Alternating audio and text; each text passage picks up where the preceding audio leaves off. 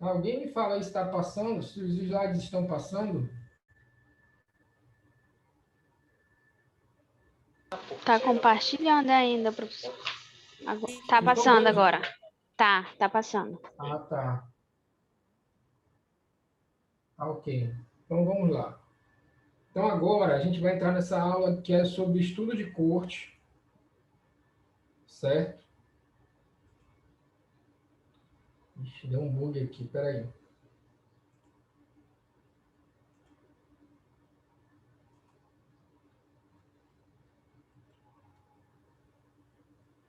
A gente vai entrar agora nessa aula que é sobre estudo de corte, tá? E aí, lembrando lá, até que a gente já viu, lembra das medidas de frequência? Elas podem ser a incidência, pode ser a prevalência e pode ser a taxa de incidência, tá? E aí a gente, só os observacionais, aí a gente viu o transversal, que ele é o estudo que me devolve a prevalência da doença. E agora a gente vai ver o corte. O corte, vai ser um estudo que ele vai me devolver a incidência da doença. Por isso que o nome dele é estudo de corte ou estudo de incidência. Porque quando eu faço um estudo de corte, eu encontro a incidência da doença. Ele me devolve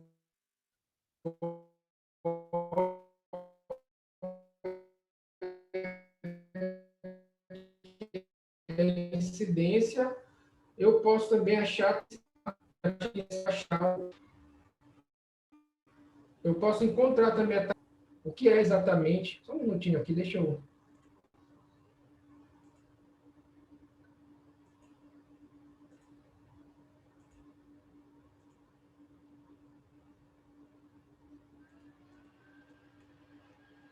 Tem um traço aqui, eu não sei como esse traço apareceu aí. Deixa eu ver um negócio aqui. Aí, essa outra ferramenta aqui. Tá, então vamos lá.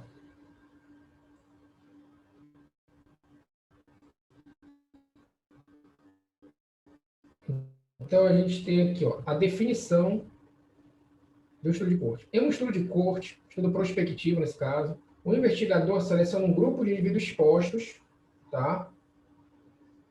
E um grupo de indivíduos não expostos, sem problema, sem a doença, ó, sem estar destacado aqui, a pessoa não tem problema. Temos dois grupos para comparar. A incidência de uma doença ou evento relacionado à saúde ou a taxa de morte pela doença nos dois grupos. Então, olha aqui.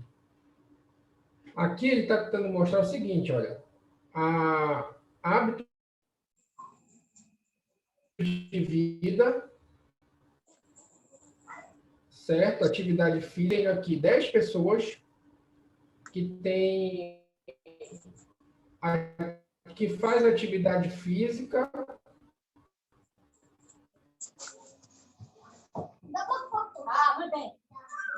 Professor, o senhor pode desativar o áudio de todo mundo, por favor?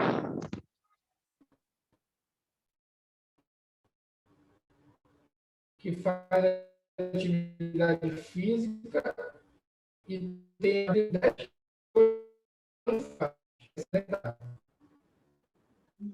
É só no meu que tá falhando? Não, tá falhando para mim também. No meu também. Eu já ia falar, mas tá falhando muito aqui. Para mim também tá falhando muito. Para mim também.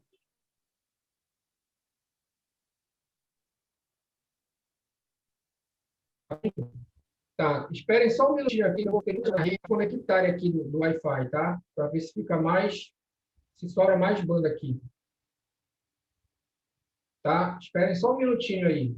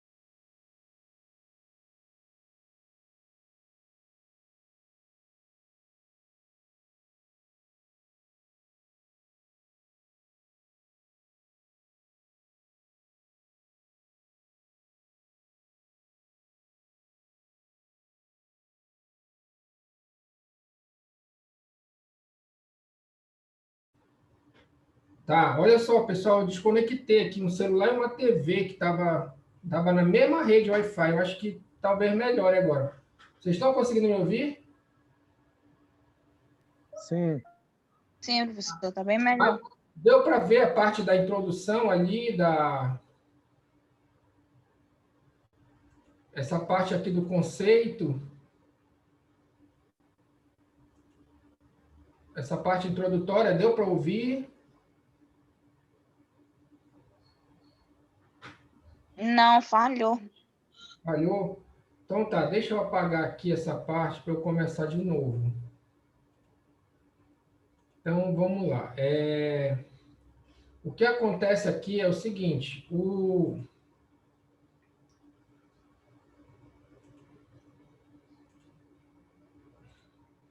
a gente viu, como eu falei para você, a gente viu as medidas de frequência, que é a prevalência, a incidência e a taxa de incidência, que é o tipo de incidência. E aí, a gente viu os estudos.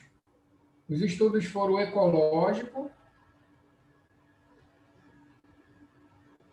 o transversal, que é também de prevalência, e agora o de corte. E aí o que acontece? Esse transversal é aquele que me devolve a prevalência da doença. Certo? E agora eu tenho um estudo que ele tem um formato, ele é chamado estudo de corte, ou estudo de incidência, ou follow-up, que quer dizer segmento, tu vai seguir a pessoa. Esse estudo ele me devolve a incidência da doença. Ou a taxa de incidência também, tá? Então, o estudo transversal, ele está associado à prevalência da doença, tanto que o nome dele é estudo de prevalência.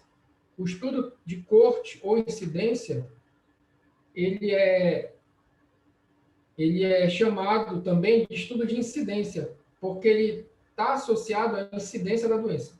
Aí a gente tem que entender como que eu vou ter a incidência da doença com o estudo de corte, tá? E aí ele define aqui, ó, ele define aqui que o estudo de corte, ele é um estudo, o estudo de corte prospectivo, em que o investigador seleciona um grupo de indivíduos expostos, tá? E um grupo de indivíduos não expostos sem o problema. O ponto-chave é esse aqui, ninguém tem a doença.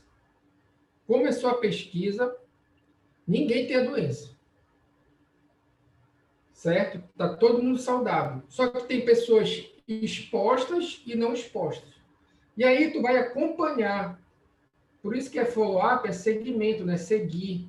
Tu vai acompanhar, tu vai seguir essas pessoas, né? E observar quem vai desenvolver a doença ou não. Aí, se alguém desenvolver a doença daquele grupo que tu acompanha, tu pesquisador, tu sabe que é um caso novo. Tu tem controle disso. Então, por isso que tu diz que é um caso novo, por isso que tu diz que é a incidência da doença. Tá? E aí, tem um exemplo aqui, que tem uma situação que é atividade física e obesidade. E aí eu tenho 10 pessoas que fazem atividade física, 10 pessoas sedentárias, e aí eu começo a pesquisa e acompanho elas por 2 anos. Um tempo aqui de 2 anos. E aqui ninguém tem obesidade. Aqui, ó, tem 10 pessoas aqui, 10 aqui. Todos têm peso normal. Todos. Tá? Começou a pesquisa aqui, ninguém tem obesidade. Aí, com 6 meses, eu faço uma avaliação. E eu vejo quem ficou obeso aqui. Aí, com 1 ano, eu faço outra avaliação. Aí eu vejo que aqui 1 ficou obeso. E desses 10 aqui, 3 ficaram obesos. Aí eu faço uma avaliação com 1 ano e meio. Aqui mais 1 ficou obeso e aqui 4 ficaram obesos. 5, sei lá. E aqui no final da pesquisa, nenhum ficou obeso aqui desse grupo que faz atividade física. E aqui, sei lá, 6 ficaram obesos. Então, essa bolinha aqui é um caso de obesidade. Essa bolinha, ela é um caso novo ou é um caso existente? Ela é um caso novo. Por quê? Porque você, que é o pesquisador, você começou a pesquisa aqui, esses 10, ninguém era obeso. Todos estavam com peso normal. E aqui também. Então, todas essas bolinhas aqui, que são casos da doença, são casos novos porque tu sabe, porque tu tem esse controle.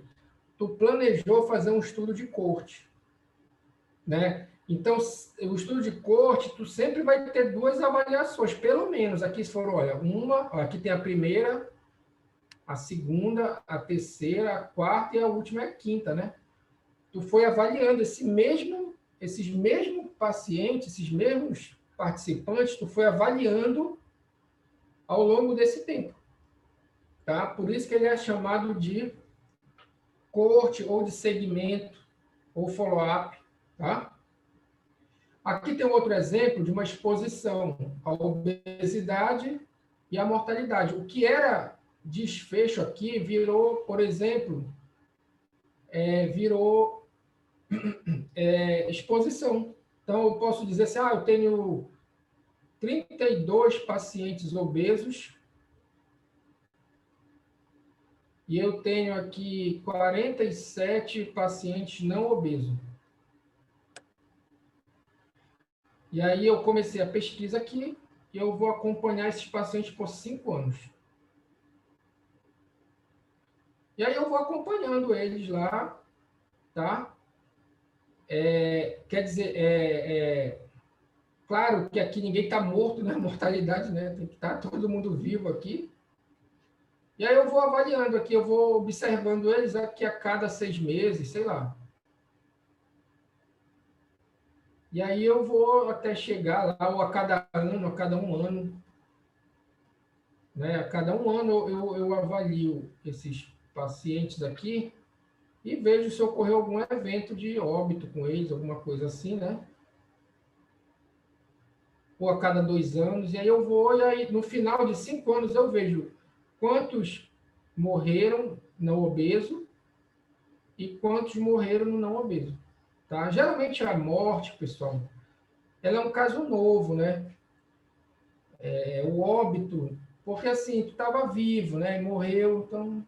Ele sempre foi uma coisa que ocorreu depois. Porque o nosso interesse aqui é o seguinte, eu preciso saber o seguinte, o cara, ele faz atividade física e ele não tem obesidade. Entendeu? Eu preciso garantir isso. Eu preciso garantir o seguinte, a obesidade veio depois da atividade física. Certo? A mesma coisa aqui, o cara é sedentário e não é obeso. Depois do sedentarismo veio a obesidade. Que é o que o estudo de prevalência, aquele estudo de transversal, ele não tem esse cuidado, né? Lembra que eu dizia assim, a gente não sabe se o cara migrou e depois teve doença mental, ou se ele teve a doença mental e depois migrou, né? A gente não sabe se o cara fumava e teve câncer, ou teve câncer e depois teve fumada. A gente não sabia disso, porque o corte é transversal. Agora não. O estudo, ele permite o controle, né? Eu tenho 2 grupos saudáveis e eu acompanho esses 2 grupos. E quando ocorrer um caso da doença, eu sei que é um caso novo. A mesma coisa aqui, tá? Aí eu posso usar várias exposições, vários desfechos, tu podes aplicar e tudo mais, e enfim, tu podes aí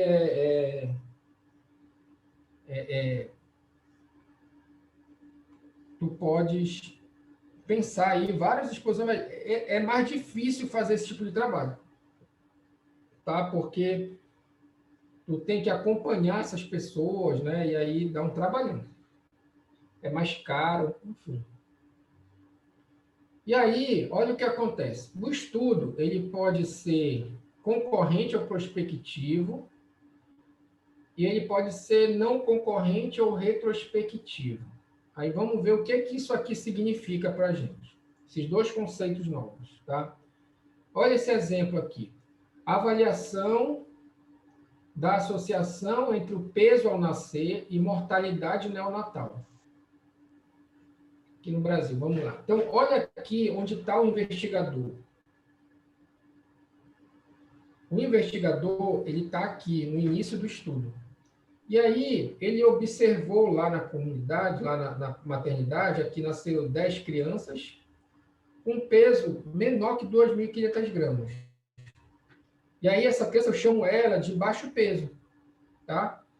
E aí também, eu estou inventando número aqui, tá, pessoal? Então, aí nasceram aqui 10 crianças com peso normal, que é acima, maior ou igual que 2.500, certo? Aí, ele acompanhou por uma semana. A criança nasceu, ele acompanhou por uma semana, e aí ele tentou observar o que aconteceu em uma semana. Aqui no grupo do baixo peso, eu vou inventar um número aqui, morreram 8 e sobreviveram 2. E aqui nesse grupo aqui, passou uma semana, morreram 1 e sobreviveram 9. E aí, esse estudo aqui, ele é considerado prospectivo.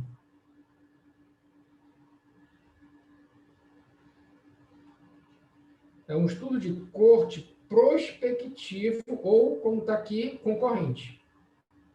Tá? Por quê? Porque, olha só, ele começou a pesquisa, vamos dizer que ele começou numa segunda-feira.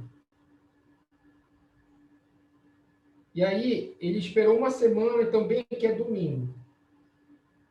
Na segunda-feira, ele sabe quantos vão morrer? Aqui, quando ele começou a pesquisa, ele não sabe. Esses casos aqui de óbito, ele só sabe depois que o tempo passar. Então, o estudo é prospectivo. Ele ainda vai ocorrer.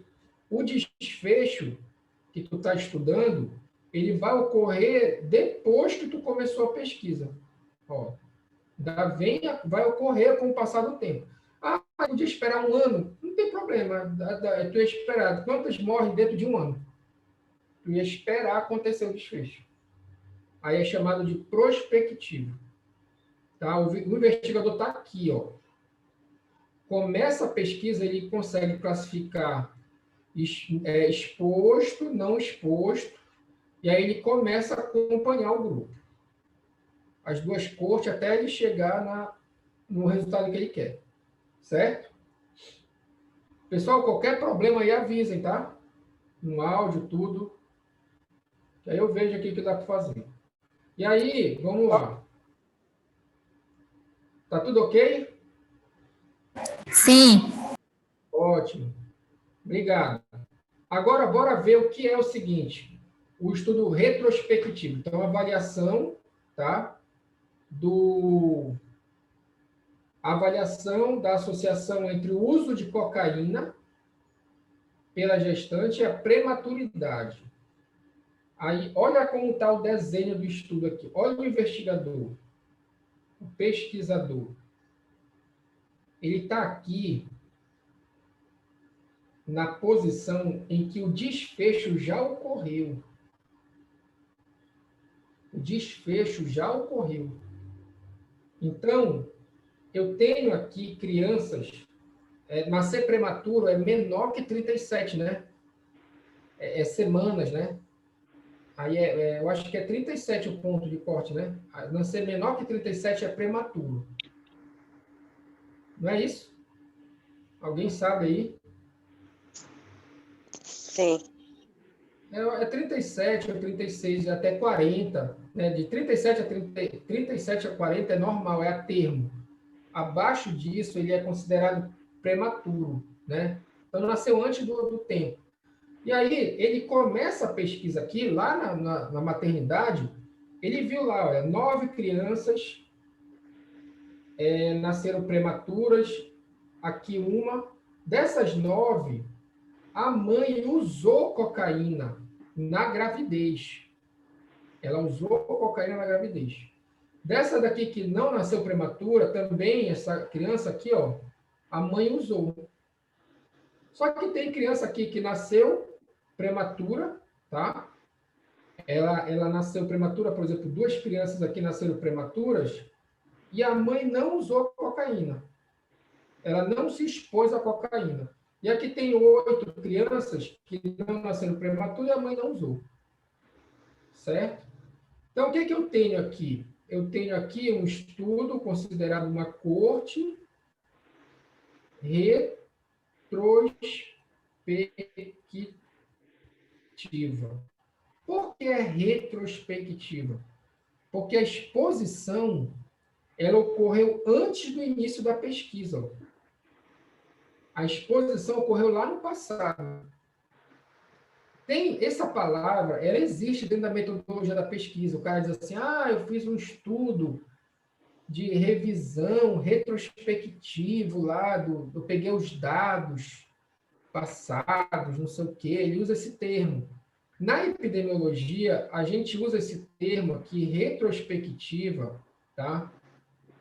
Para essa questão do estudo de corte, onde eu vou buscar as informações de exposição no passado, certo? Então, aqui, por exemplo, também tem que ter um cuidado, que é o seguinte. Essa criança aqui nasceu prematura, né? Essas crianças aqui, aí tu vai saber se a mãe usou cocaína. Claro que a gente está falando, pessoal, dessa gravidez aqui. A mãe já teve 4 filhos. Lá no primeiro filho ela usou cocaína e os outros não. Não interessa. Eu quero saber dessa criança, dessa gravidez. Tem um tempo aqui, dá tempo, sei lá, é razoável para a mulher lembrar. Se ela usou Professor? Oi, ou não. Fale. Na prova, o senhor vai colocar o exemplo e a gente só vai dizer se ele é um estudo concorrente ou não, se ele é um retrospectivo. Correto? Eu posso botar uma frase assim, para vocês avaliarem, tipo assim, os estudos de corte podem ser prospectivos ou retrospectivos. Aí, tá correto? Tá. Agora, se eu escrever assim, o estudo de caso-controle, que é só depois na outra avaliação, mas vamos ver. O estudo de caso-controle podem ser estudos prospectivos ou retrospectivos. Aí está errado. Porque o caso-controle, ele sempre é retrospectivo, sempre. Não tem prospectivo. Se o estudo for transversal, eu consigo aplicar esses conceitos aqui? O estudo é transversal. Ele pode ser concorrente ou não concorrente, que é prospectivo ou retrospectivo? Não.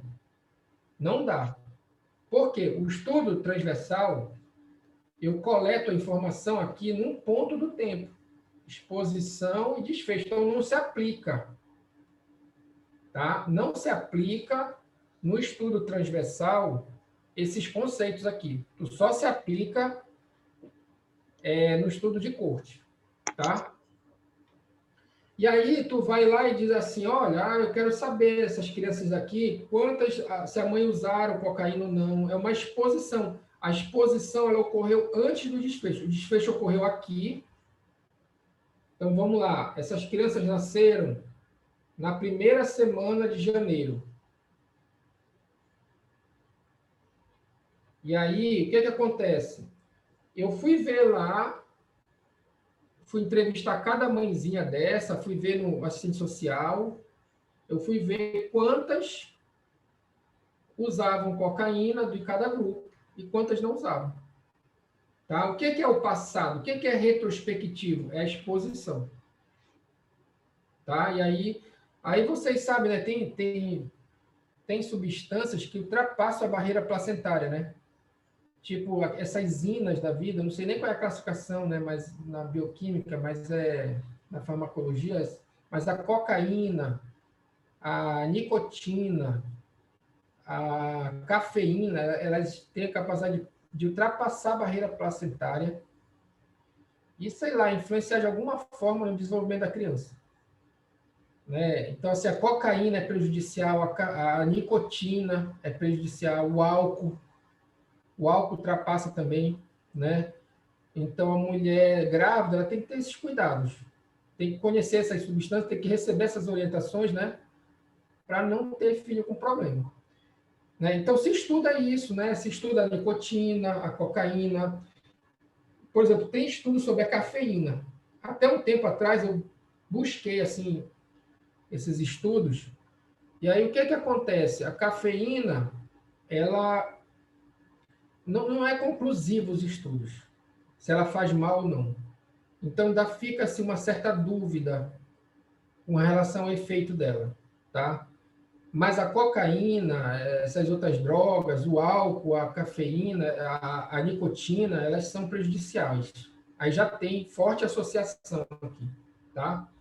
E aí é uma chance que tu tem de fazer um estudo, né? A partir dessa dinâmica aqui. Tu já tem os casos na mão, tá? Tu já tem os casos na mão. E aí tu vai buscar o passado de cada paciente. Que exposições que eles tiveram no passado. Certo? Então, isso que é retrospectivo para a gente. Tá? E aí, a gente segue aqui em frente e a gente vê aqui quais os objetivos. Tá? Os objetivos dos estudos de corte. O principal deles é isso aqui, é avaliar a etiologia ou causa das doenças. Eu quero saber, por exemplo, se o fumo causa câncer de pulmão. Eu quero saber se a diabetes, junto com a hipertensão, é um fator de risco para infarto. Causa infarto, sei lá. Colesterol alto, eu quero saber o que causa, né? O estudo de corte, por que ele é melhor para a causa? Porque a exposição, eu garanto isso como pesquisador, né? Você lá como fazendo a pesquisa, você garante que a exposição ela vem primeiro que o desfecho. Então tu garante isso, que o cara fumava, depois ele teve o câncer. Porque tu fez esse método, né, chamado estudo de corte. Tu aplicou esse método, tá? Serve para avaliar a história da doença? Serve, por exemplo, HIV positivo, né? Então, a história natural da doença, do HIV positivo, né? Tu consegue visualizar como é que ocorre uma doença do início ao fim. É fazendo estudo de corte, porque tu vai acompanhando o paciente. Então, o HIV lá, o HIV, a AIDS, se descobriu em 84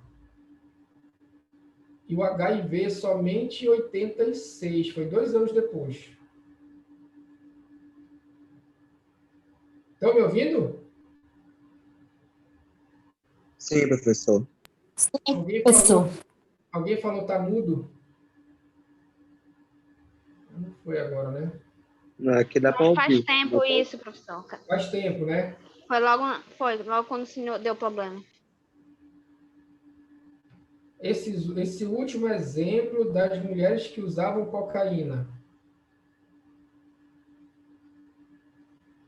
Ana Paula. Mas o que é que você quer saber, Ana Paula? Fale aí ao microfone.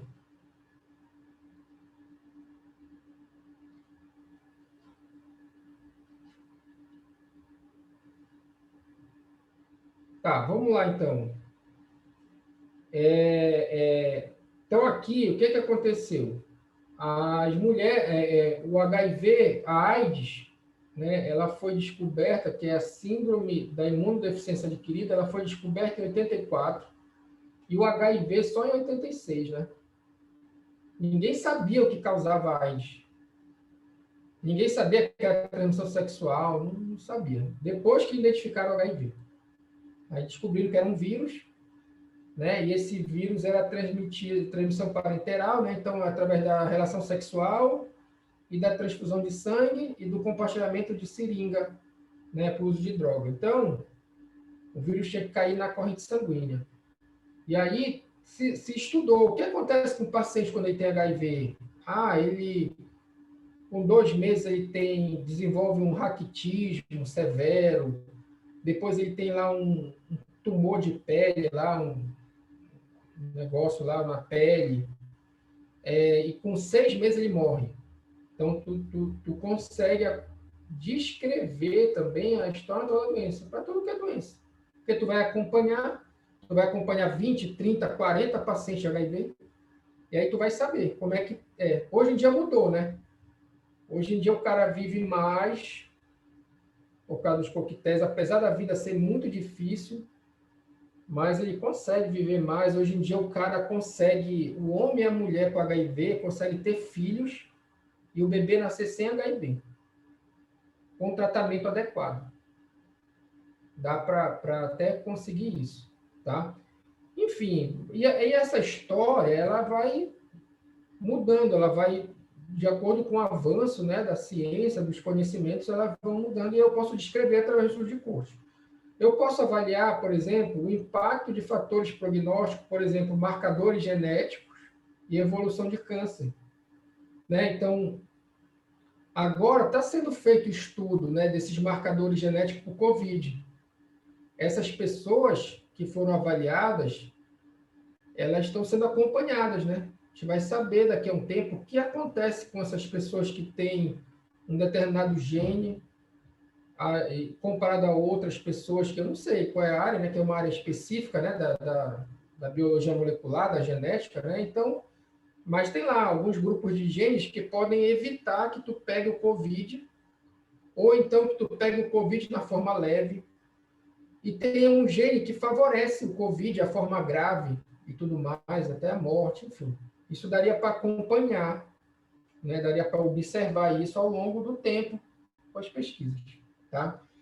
Dá para estudar também o impacto de intervenções diagnósticas e terapêuticas também. Por exemplo, o PCCU, que é do colo do útero, né? O exame. E a mortalidade. Então, as mulheres que fizeram o PCCU, diagnosticaram o tumor, o câncer no início, elas morrem menos. Né? Tu consegue observar isso. Eu tenho um grupo de mulheres que fizeram o exame de rotina, identificaram, trataram, e tem um grupo que não fez. E aí tu vê o impacto disso na mortalidade. Né? Aqui, presta atenção, isso aqui é um tratamento, né? Um diagnóstico, um tratamento. Aí tu pode dizer para mim, então não é um estudo experimental? Não seria isso aqui não tem a ver com estudo experimental? É assim, porque o que está acontecendo aqui é a observação. Tu não está expondo a pessoa ao tratamento, tu está observando, olha, 20 mulheres fizeram o PCCU e 40 mulheres não fizeram PCCU. Aí tu acompanha com o passar do tempo e tu vê quantas morreram lá aqui no PCCU e quantas morreram em quem não fez o PCCU. Tu observa, certo? E aí tu vê, olha, o PCCU ele reduz a mortalidade, né? A mortalidade é menor nas mulheres que fazem o controle. E aí o que é que se faz? Se planeja o Brasil todo e se coloca como política pública para levar o PCCU, material, recursos humanos, para levar o PCCU de acordo com a população feminina nesses locais. Desde a município, estado, e aí se estuda aquelas redes, né, para tentar cobrir o máximo possível com o objetivo de evitar. Então, a gente consegue perceber isso também fazendo esse acompanhamento, esse segmento através de um estudo de corte. Tá? Aí tem uma questão que se fala muito no estudo de corte, que é o seguinte, que é o tipo de população. Certo? É o tipo de população. Então, olha o que acontece. Eu posso ter uma população que eles chamam de fechada ou fixa. O que eles querem dizer com essa palavra, fechada ou fixa? É que a população exposta, ela não muda. Então, por exemplo, um acidente radioativo. Tem uma sala aqui, e nessa sala tem 10 pessoas, entendeu? E aí ocorreu um acidente radioativo aqui, tá? Ocorreu um acidente radioativo, e aí essas 10 pessoas aqui, elas foram expostas à radiação. Aí vieram aqui, conteram a radiação, e pronto. Esse 10 aqui, ele não aumenta mais. Esse número de pessoas aqui que estão expostas, que foram expostas à radiação, ele não aumenta mais. E aí eu posso ter um grupo aqui que não foi exposto, de mais 10 ou 20, sei lá, que é o não exposto. Aqui, esse 10 pode acontecer de uma pessoa morrer, aí ficar 9, mas não vai aumentar para 11, para 12. Então, é uma população fixa ou fechada. Ah, tu queres fazer um estudo com crianças que nasceram lá na Santa Casa na primeira semana de janeiro. Aí, sei lá, na primeira semana de janeiro nasceram 30 crianças, sei lá, não sei quantas crianças nascem lá por semana. Mas aí, o que acontece? Essas 30 crianças é uma população fixa. Tu determinou o período e aí não aumenta, só diminui. Se morrer alguma, vai diminuir o tamanho desse grupo. Tá? Mas não aumenta mais, porque tu já definiu. Quem nasceu passando já não entra na tua pesquisa. Tá? E tem aquela população que eles chamam de dinâmico. O que é dinâmico? Uma coisa dinâmica é uma coisa que muda, né? A dinâmica, assim, uma coisa que tem capacidade de se adaptar, de mudar. Essa palavra dinâmica, população dinâmica, ela quer dizer que é uma população que pode variar o seu tamanho. Por exemplo, fumante e não fumante. Imagina que tu tem um estudo aqui, ó, 10 fumantes, tá? Eu estou colocando esses números aqui só para 10 fumantes, eu tenho aqui 10 não fumantes. Aí olha o que acontece. Tu começa a pesquisa aqui e vai acompanhar por um ano. E aí, esses 10 aqui, 2 disseram assim para ti: olha, eu não fumo mais. Parei de fumar. Tu não tem mais a pessoa exposta. Então, esse teu 10 agora virou 8. Tem 8 fumantes. Aí aqui eu tenho 10. Aí, sei lá, um cara aqui disse para ti: olha, eu estou fumando agora. Estou fumando, passei a fumar. Então, tu não tem mais 10 não fumantes, tem 9. Então, o que acontece com essa população aqui? Ela varia, ela pode variar. Então, olha, a exposição não se refere a um evento fixo, vamos dizer assim, mas sim a um estado que pode mudar ao longo do tempo. Né? Então, por exemplo, eu vou fazer um estudo eu vou comparar 10 homens com 10 mulheres. Pode ser que ao longo do tempo essa população mude? Em tese não, né? Assim, tem aquela questão do transgênero, fazer troca de sexo e tal, não sei o quê, mas é muito difícil, né? Uma coisa assim bem a priori não vai mudar o sexo da pessoa ao longo da tua pesquisa, né? Sei lá, tu pode botar até no teu critério de inclusão, exclusão, que não envolva pessoas com transtorno de gênero, sei lá. E aí tu vai ter aqui, o cara vai passar 5 anos homem e aqui 5 anos mulher. Tu vai acompanhar. Então, não muda, é fixo essa exposição. Só que tem situações que a exposição ela muda. Então, às vezes, essa exposição muda, e o que acontece? Tu perde elementos da tua corte, são 10, passa a ficar 8, 9 e tal. Tu tem como resolver isso? Tem. Tu podes usar aqui a taxa de incidência, que é aquela incidência por pessoa-tempo. E aí, o que vai acontecer? Você vai conseguir usar aqui o quanto que cada indivíduo contribuiu de observação. Lembra lá do trabalhador? Eram 500 trabalhadores que ficaram 6 meses. Era 300 trabalhadores que ficaram 3 meses. E aí eu consigo, essa população é dinâmica. Né? Era 300, depois 500, depois sei lá quanto. E aí foi mudando, né? E aí eu consegui calcular a taxa, mesmo com essa população dinâmica, tá? E aí tem uma outra situação, que é a seleção da população para estudo, que ela pode ser a população geral, pode ser grupos restritos e pode ser grupos especiais. A gente vai ver cada um deles. O que eles querem dizer com essa palavra população geral, tá? Então, olha só. A população geral, o segmento de uma amostra da população geral, delimitado em uma área específica, objetiva formar grupos de comparação interna. Aí tem um exemplo aqui do estudo de Framingham, que a gente vai ver já já. Então, o que acontece? Esse problema que está sendo estudado, ele é um problema que é muito comum. Ele é muito frequente. Ele ocorre muito. Tá? Tem uma frequência muito grande. É uma coisa que envolve a população de maneira geral, que é fácil de encontrar na rua. Vamos dizer assim. Tá? Então, como é que é o estudo? Tu pega a corte é grupo, né? Tu seleciona a corte, classifica exposto, não exposto e acompanha. E aí tu espera lá o teu desfecho, o que é que tu tem de desfecho. Aí eu vou mostrar aqui para vocês um estudo que se fala muito na epidemiologia, nos livros, é um clássico, que é o estudo de Framingham. Tá?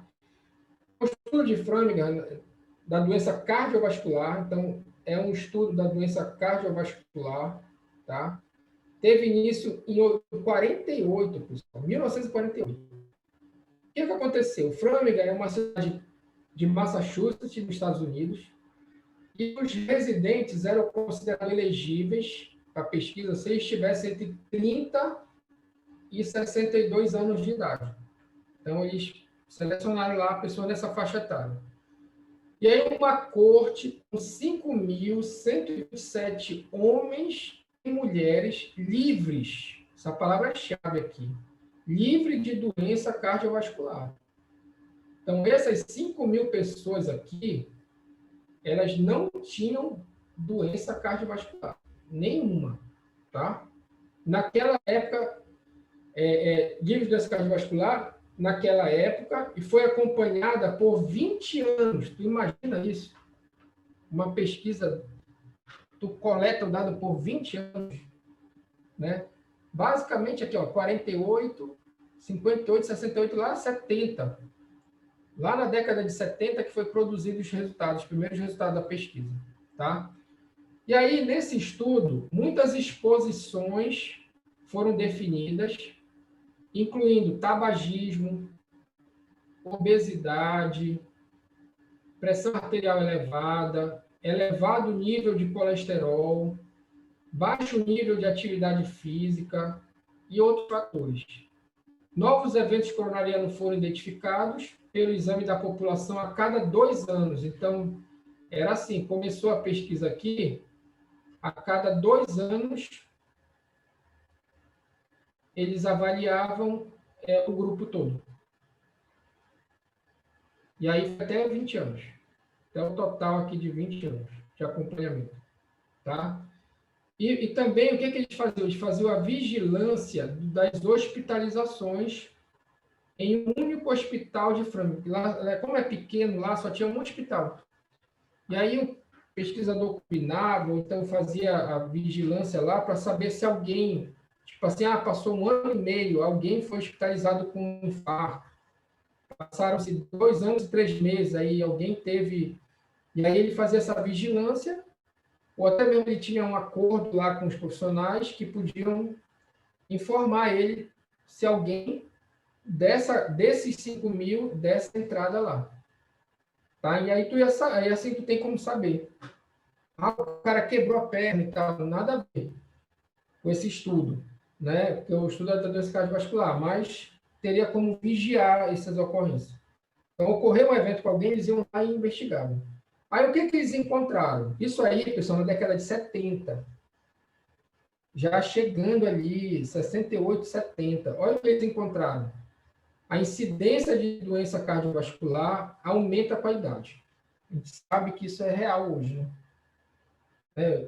Tem maior frequência a partir dos 40, 50 anos, vai aumentando ali a frequência dos problemas cardiovasculares. Outra coisa, pessoas com hipertensão arterial desenvolvem doença cardiovascular em uma taxa maior do que aquelas normais. Também a gente sabe isso, né? A pressão alta, ela é um fator de risco para a doença cardiovascular. O colesterol elevado também é associado ao aumento da doença cardiovascular. Né? O colesterol também é. A gente sabe isso. Isso aí foi da década de 70. Até hoje, se tu fizer um trabalho aqui na faculdade, para avaliar isso aqui, tu vai encontrar quase que a mesma coisa. Tá? O fumo. Qual é a relação do fumo com a doença cardiovascular? Quanto o pessoal que fuma tem maior risco de ter doença cardiovascular. O cigarro, ele é um problema, ele é um fator de risco para a cardiovascular. Tá? Tu pega lá, muitas pessoas que infartam lá, que tem os problemas, são fumantes. Tá? E aqui teve um problema lá nos Estados Unidos, porque tinha a indústria do tabaco, né? A indústria do cigarro, ela não aceitava essas informações aqui. Né? E era uma indústria muito rica, tinha muito dinheiro, eles conseguiam eleger deputado, eleger senador lá nos Estados Unidos. Eles descobriram uma forma de popularizar o cigarro, investindo dinheiro no cinema. Então, vocês lembram de cenas assim, quem tem mais idade lembra assim da propaganda do cigarro, né? Tipo assim, tinha o cara lá, o modelo, ele estava num cavalo, aí fazia a propaganda do cigarro Hollywood. Ele andava no cavalo, fazia umas manobras lá e depois acendia um cigarro. Ele voava de asa delta e aí depois acendia o cigarro. Eles compraram, por exemplo, cinema. Vocês já viram aquela cena que o ator principal com a atriz tem uma cena de sexo e aí eles transam e depois acendem o cigarro? Isso aí foi comprado. Eles pagaram para o diretor, para o roteirista, para botar essa cena e influenciar as pessoas a fumarem para ele vender mais cigarro. Só que o cigarro, o fumo, ele é um fator para uma série de doenças. Ele faz muito mal, o cigarro. Né? E eles pagavam, naquela época, eles pagavam médico para dizer o contrário. Tem documentário mostrando isso. Eles pagavam médico para dizer, não, o cigarro não causa nada, tem várias doenças por aí que não tem nada a ver com o cigarro, não sei o quê. Mas, assim, existe uma evidência muito forte. Vários estudos mostram que o cigarro faz mal. Se tu der o cigarro por ratinho lá no modelo de laboratório, ele adoece mais que o que não recebe, da nicotina. E aí é um problema mesmo. Estudos de vários países mostram o resultado de vários, né, só da doença cardiovascular. Tem outros problemas que o cigarro causa. E aí, o que acontece? Hoje em dia mudou, né? Hoje em dia não tem mais propaganda de cigarro. Na caixa do cigarro tem lá dizendo os efeitos que ele pode causar, as doenças, né, na capa lá do cigarro, né? E não pode mais fumar em local fechado, né? Só que esse conhecimento, pessoal, não é agora da década de 90, né? Não é uma coisa recente. Isso aqui já existe desde a década de 70, já se sabe. Que o cigarro faz mal. Tá? O álcool também. O álcool está associado à doença cardiovascular? Também está. E aí ele aumenta o risco de doença cardiovascular. Atividade física está associada? Tá, também. Só que a atividade física, ela evita. Ela tem um efeito protetor. Pessoas que fazem atividade física têm menos doença cardiovascular. Eles encontraram esse resultado. Tá? O peso corporal também, está com peso normal alterado? Também tem relação. E a diabetes mellitus também.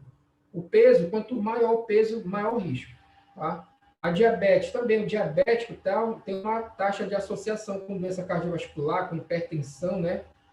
Também é um problema, é um fator de risco. Tá? Aí, por que isso aqui é chamado assim de população geral? Por que isso aqui? O estudo de Framingham é um estudo de população geral. Olha o que eles querem dizer com isso. Tu conhece alguém que fuma? Vocês aí, conhecem alguém que fuma? Provavelmente conhece, né? Ou seja, Sim, é uma condição muito comum, é muito geral. Vocês conhecem alguém que tem diabetes, alguém hipertenso, alguém, sei lá, que bebe álcool excessivamente e tal? Vocês conhecem. É uma condição, são problemas de saúde gerais de uma população muito grande. Por isso eles usam esse termo, populações gerais. Tá? São problemas que têm uma frequência muito grande, ocorrem na nossa população moderna. Por exemplo, hoje em dia a gente está vendo o fenômeno, tu já vê na rua, não precisa de estudo. Tu vai no shopping, tu vai em determinados locais, na praça, tu vê crianças obesas. Tu vê lá criança de 7, de 8 anos vestindo GG. Tu vê lá o tamanho da bermuda da criança lá, a barriga dela, que antigamente não se via muito, né? Hoje em dia é mais frequente isso. E tem estudo mostrando. Então, são coisas da população em geral, certo? São estudos mais assim que envolvem a população em geral, que ele quer dizer aqui. Aí eu tenho também uma situação que é o seguinte, eu tenho grupos populacionais mais restritos, né? Mais fechados, grupos menores, né? São problemas que acontecem numa fatia ali pequena da população, não é muito assim, não é uma coisa que ocorre muito, tá? Então, olha só, são escolhidos grupos que oferecem facilidade para a avaliação da exposição, do segmento do desfecho. O objetivo é formar grupos de comparação, por exemplo, linfedema. Então, o estudo é da mesma forma. Eu tenho uma corte, que é um grupo, eu seleciono, classifico exposto, não exposto e acompanho. E aí, o que é o linfedema aqui? Que é o exemplo que eu vou dar aqui para vocês. Esse linfedema, tá aqui esse estudo aqui, o linfedema é um edema linfático no membro superior. Ele ocorre muito em mulheres depois de cirurgia de mastectomia. Então, a mulher tem um câncer de mama, ela faz a cirurgia de mastectomia, ela faz um negócio chamado esvaziamento axilar, que ela tira esses gânglios linfáticos, aí a drenagem fica comprometida, aí a linfa acumula no braço. E a mulher fica com o braço inchado, desde o ombro até a ponta do dedo. Tá? Tem uma outra doença, a filariose, que é aquela elefantíase que causa linfedema, só que na perna. Também causa edema linfático, só que lá na perna. E esse edema do câncer de mama, esse linfedema, é no braço, no membro superior. Tá? Então é um problema. Né? O linfedema, ele é um problema que é objeto de estudo. É muito comum? Não. Não é uma coisa, talvez, eu já vi linfedema, já acompanhei, não sei se vocês já viram. E talvez vocês se formem aí sem ver na prática o linfedema, porque não é também uma coisa assim que ocorra com uma frequência absurda. Por isso que ele chama de população restrita. Entendeu? professor, só me tira uma dúvida. Esse linfedema pode ocorrer só depois do procedimento cirúrgico a qual é retirado, feito o esvaziamento axilar, ou ele pode acontecer antes da cirurgia por uma inflamação aguda, grave, nesse esvaziamento axilar ainda? Olha, eu acho que não. Porque se tu tiver uma infecção, né, tu vai controlar ela. Tu controla. E aí não chega ao ponto de desenvolver. Eu não tenho certeza. Agora, eu não sou especialista nessa área, mas assim, eu acho que não, né? Só vendo assim, com mais cuidado. Mas eu acho que não, que quando tu tem a mastectomia e o esvaziamento axilar, tu sobrecarregar o sistema linfático, ele extravasa, ele perde a capacidade de drenagem e aí dá o linfedema.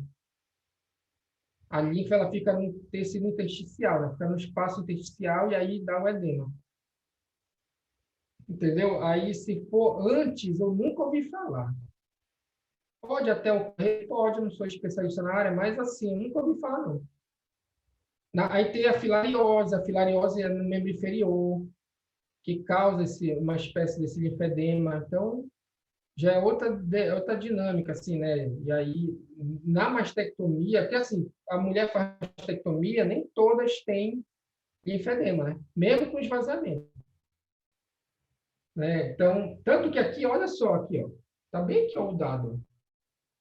Desse estudo aqui, só 17% evoluíram com linfedema em 2 anos. Entendeu? Então, não é também uma coisa que ocorra assim, com uma frequência muito grande assim, não. Tá? Agora, não sei, eu acho que não. Acho que não. É só depois do esvaziamento axilar. Né? Aí a mulher fez tem a cirurgia da quadrantectomia, né? Que ela tira um quadrante da mama. Tem a mastectomia parcial, que ela tira metade, total, tira tudo. E aí, claro que né, que é mais agressiva, ela acaba tendo maior relação com a linfedema. Eles vão mostrar aqui as relações. Olha só. Então, olha só, incidência e fatores de risco do linfedema após tratamento cirúrgico para câncer de mama, estudo de corte hospitalar, um grupo restrito, hospitalar, só no hospital. Só tem essas pessoas naquele hospital de referência. Tá? E aí, olha o que aconteceu. Determinar a incidência e fatores associados a um linfedema em uma corte de mulheres submetida a tratamento cirúrgico para câncer de mama, um estudo de corte prospectivo, né, das mulheres tratadas cirurgicamente com câncer de mama, no período de agosto de 2001 até novembro de 2002. Aí o segmento preconizou uma reavaliação no primeiro dia. Então, a mulher fez a cirurgia, ela foi avaliada no primeiro dia. Após a cirurgia, primeiro dia após a cirurgia, nas consultas ambulatoriais, no segmento agendado para 30 dias, 6 meses, 12 meses, 18 meses e 2 anos, que é 24 meses. Para a perimetria dos membros superiores, incha o braço para saber se está normal ou anormal o braço da mulher, tu faz a petria, tu pega a fita métrica e mede o perímetro do braço, e tu compara com um braço bom. Aí tu tem uma noção desse linfedema, dessa diferença, certo? Aí o que aconteceu?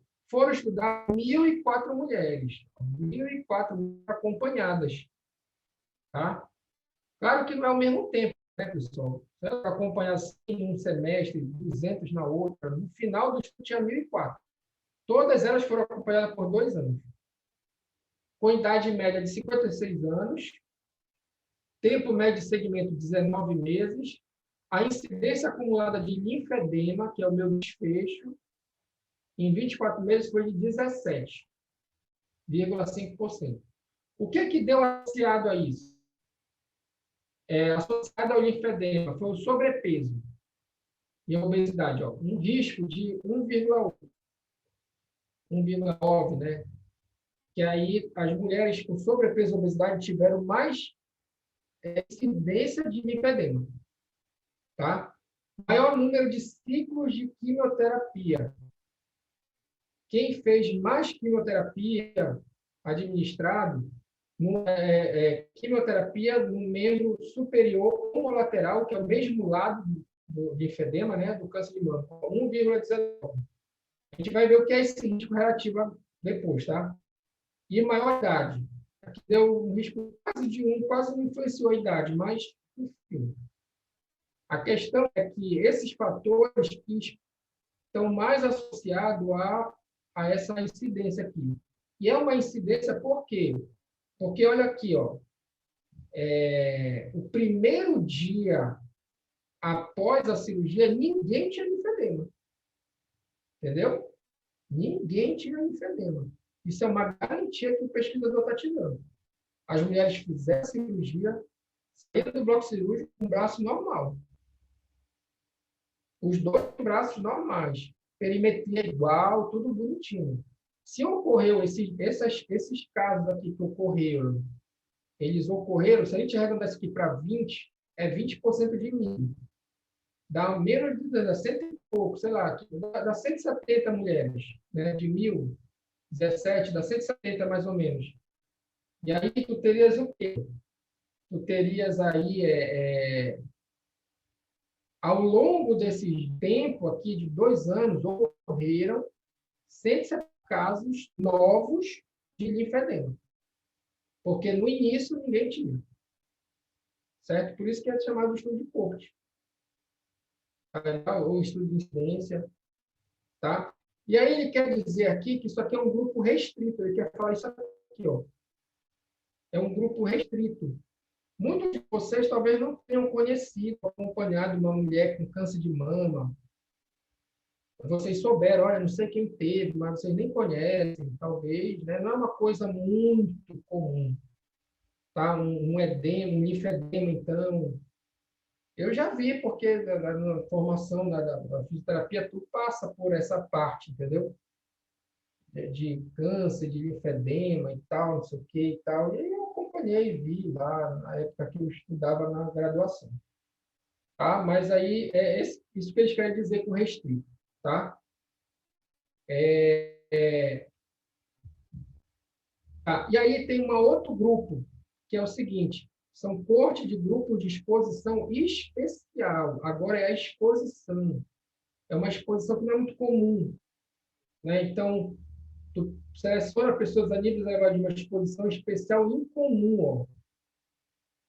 Por exemplo, exposição ao amianto.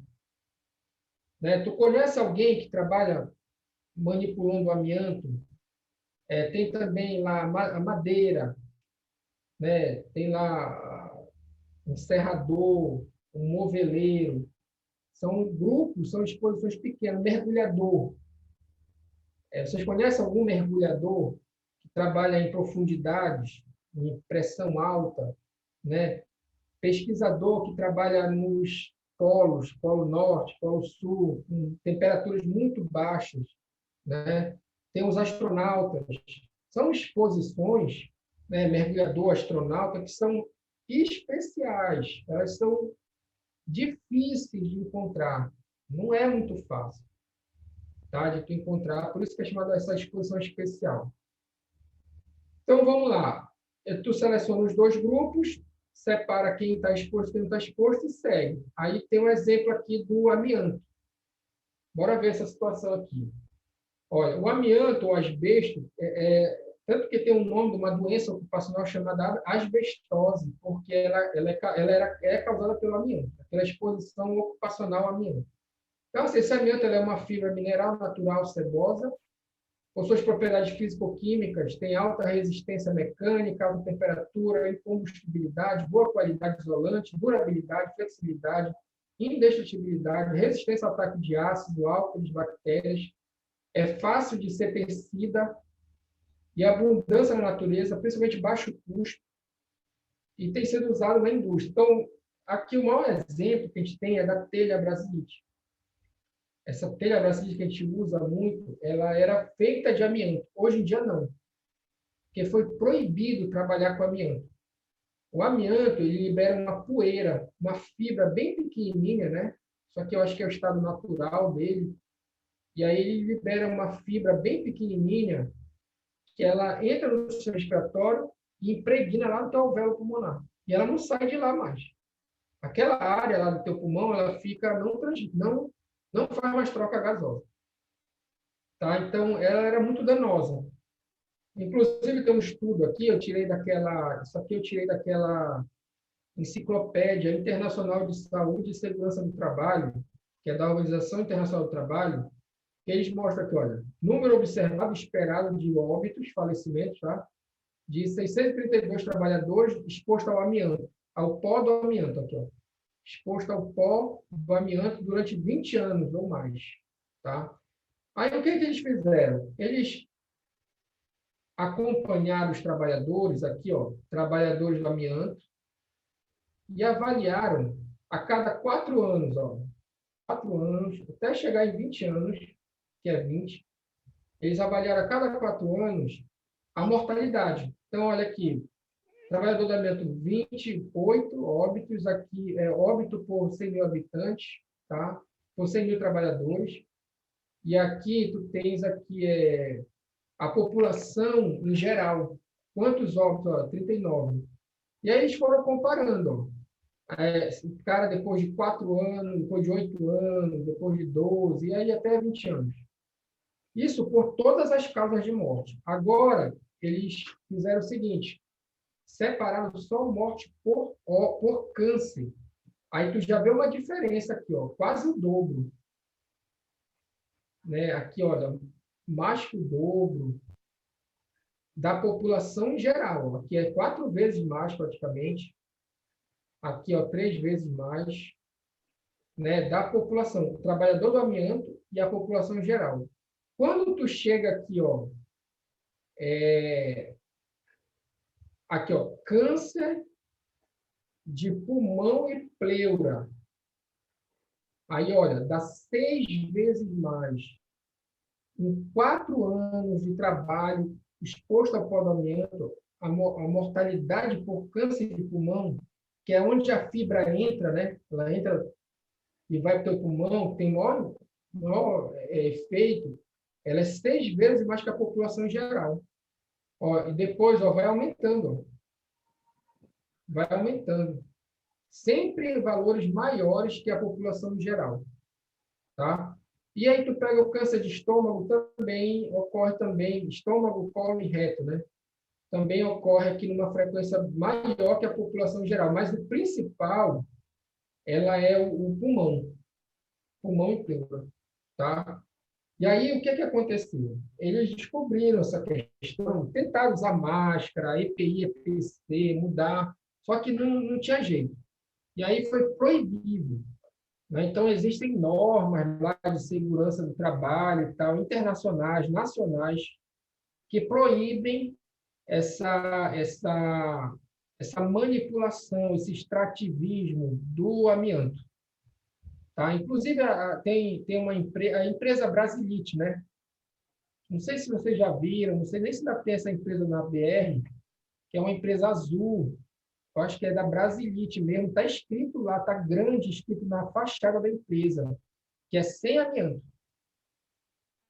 Eles colocaram lá essa frase grande, com letras bem grandes, dá para ver de longe, assim, passando na BR dá para ver, sem amianto, que é a Brasilite sem amianto.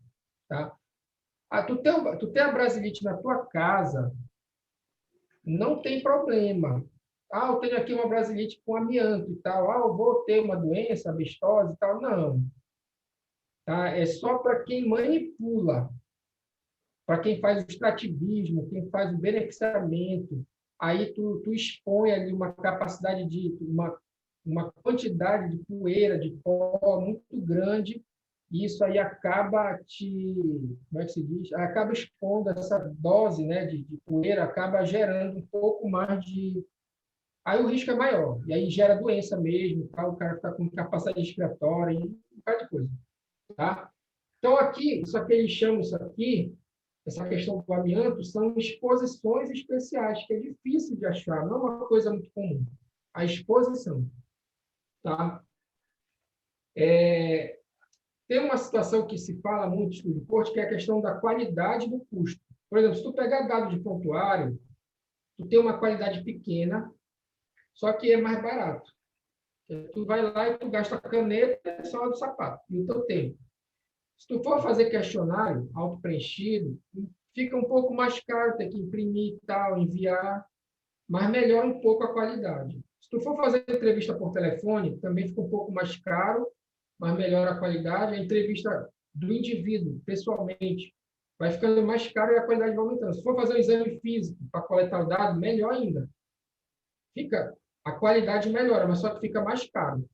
E aí, se tu for fazer um exame médico, ressonância, fazer exame de sangue, fazer exames mais complexos para avaliar a situação, vai ficando mais caro, mas tu tem uma qualidade melhor da informação, tá? Então, por exemplo, tu tem aí um aparelho para aferir pressão que ele está velho, ele está descalibrado, tu vai ter um problema lá. Quando tu for fazer a pesquisa, tu vai aferir a pressão, pode dar errado. Tem uma perda da qualidade, né? Aí tu diz assim, mas eu prefiro um melhor. Aí tu tem que pagar mais caro. Tem que comprar um novo, mais caro, tal, não sei o quê, que seja mais preciso, recomendado. Aí tem essa situação, né? Com relação à qualidade da informação e o custo, tá? E aí entra aquela questão que a gente sempre entra, que é o quê? Que é a análise dos dados, tá? Então, como que a gente analisa os dados? Deixa eu mudar a cor aqui. Como que a gente analisa esses dados? Tá? Então, no estudo de corte, tem como objetivo primário a comparação da incidência do desfecho entre o indivíduo exposto ou exposto. Eu tenho uma situação que é a seguinte: se eu tenho uma população fixa, é mais fácil eu achar a incidência acumulada. Se a minha população for dinâmica, aí eu posso usar a taxa de incidência, que é aquela de pessoa tempo. Certo? Porque o meu número de pessoas, aqui os expostos e os não expostos, eles podem variar. Uma hora é 10, depois é 8, depois é 13. Aqui é 10, depois fica 13, depois 15. Sei lá, pode variar esse número. E aí eu consigo fazer a taxa de pessoa tempo. Tá? E aí, quais são as medidas de associação que a gente tem? Que é o risco relativo e o risco atribuído. Aí vamos lá, vou voltar aqui no estudo transversal, que é a aula passada. O estudo transversal ele tem uma medida de frequência, lembra? Qual é essa medida? É a prevalência. E aí tem uma medida de associação, que é isso aqui, ó. E qual é essa medida? É a razão de prevalência. Razão de prevalência. Tá? Agora, no estudo de coorte, a medida de associação é o risco relativo e o risco atribuído. O risco relativo, ele é chamado de razão de risco. Então, olha o que acontece. Razão de prevalência é a prevalência no exposto sobre a prevalência no não exposto. Risco relativo é a incidência no exposto pela incidência no não exposto. Só isso que mudou. Deu para entender? Se tu entendeu a razão de prevalência,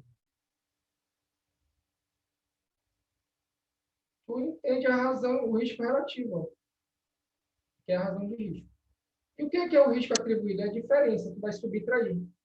Tu vai pegar essa incidência no exposto e vai subtrair da incidência no não exposto. Aí tu acha o risco atribuído. Subtrai. Ao invés de dividir, tu subtrai. Tá? Mas aí eu vou falar isso aqui para vocês com mais cuidado na próxima aula. Vou mostrar aqui os exemplos. Olha, esse caso aqui, olha, casos de câncer, são casos novos. Por que são casos novos? Porque o estudo é de corte. Entendeu? O estudo é de corte.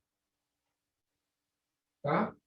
E aí eu vou mostrar aqui o atribuído, e aí tem 2 exercícios que a gente vai explorar bastante aqui, vai fazer, vai dar resultados assim diferentes. E aí a gente vai... Vou falar mais coisas para vocês lá no estudo, vou detalhar mais, como eu fiz agora nesse de prevalência. Então, na próxima aula, eu quero começar daqui, tá? Dessas medidas de associação, mostrar aqui a fórmula, e aí ir para a tabela, analisar com cuidado, e aí, a partir daí, continuar. Aí, terminando essa parte, a gente já entra na revisão.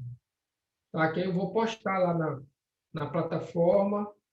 Aí quem quiser já pode ir vendo, já pode ir acompanhando. E aí a nossa prova vai ser até aqui, tá? Até chegar aqui nessa aula, até esse último exercício aqui. Vai postar ainda hoje? Vou fazer isso agora. Eu vou baixar agora tudo, que a gente tem que fazer aquele negócio, né? A gente baixa tudo, sobe para o YouTube, depois passa para a plataforma. Tá? Eu vou baixar agora esses 2 vídeos, subir, botar, acho que até meia-noite já deve estar lá. Tá? Eu não sei, que aqui deixa eu parar logo o vídeo para não ficar a gravação.